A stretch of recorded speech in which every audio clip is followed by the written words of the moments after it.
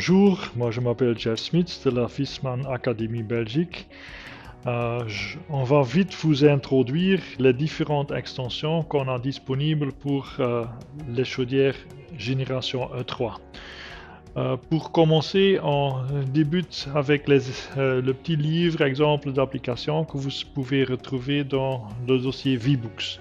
Alors sur la première page, vous retrouvez l'accès vers le lien dynamique, vers le menu dynamique, soit via l'icône Viessmann Academy, soit aussi via le petit photo au milieu. On va toujours utiliser le Viessmann Academy. On va expliquer les différentes extensions. Alors si on met ça un petit peu plus grand, on va vers les extensions. Et puis on voit les différentes extensions qui existent. On commence tout de suite avec la première qui s'appelle EMS1.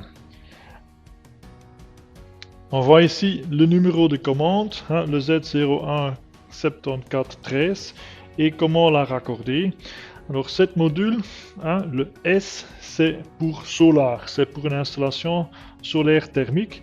Alors dans cette installation, il faut au minimum piloter un circulateur entre l'installation solaire thermique et le boiler et naturellement deux sondes, et tu vois ici tout de suite les deux sondes qui sont disponibles. Le numéro 5 c'est la sonde qui se trouve dans le boiler et 6 c'est la sonde qui se trouve dans les panneaux solaires.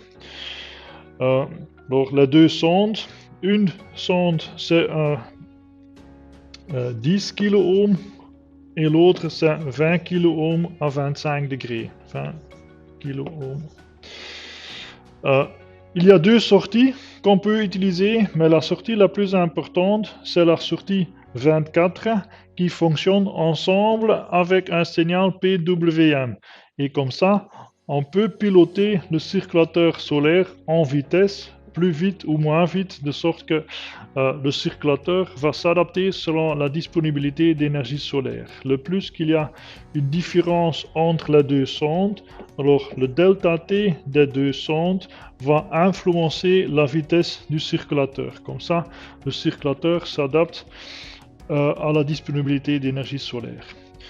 On voit ici quoi câbler où. Alors le circulateur solaire, en plus avec son signal PWM, les deux sondes. Pas oublier naturellement le raccordement à la réseau, de fiche 40, 230 volts, 50 Hz. Et ici la fiche 74, je m'excuse, ce qui est le plus bus. C'est via ce bus que la module solaire se connecte sur la chaudière.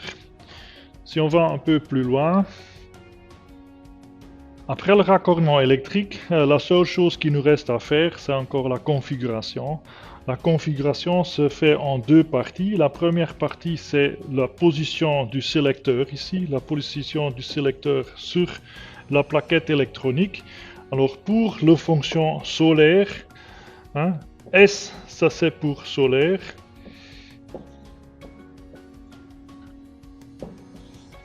On met le sélecteur toujours à 0.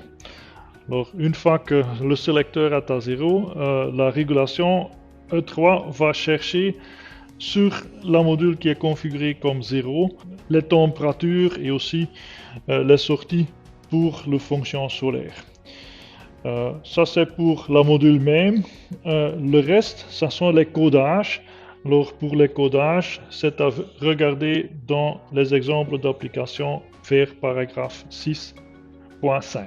Ça c'est tout pour la module solaire. Merci pour votre attention.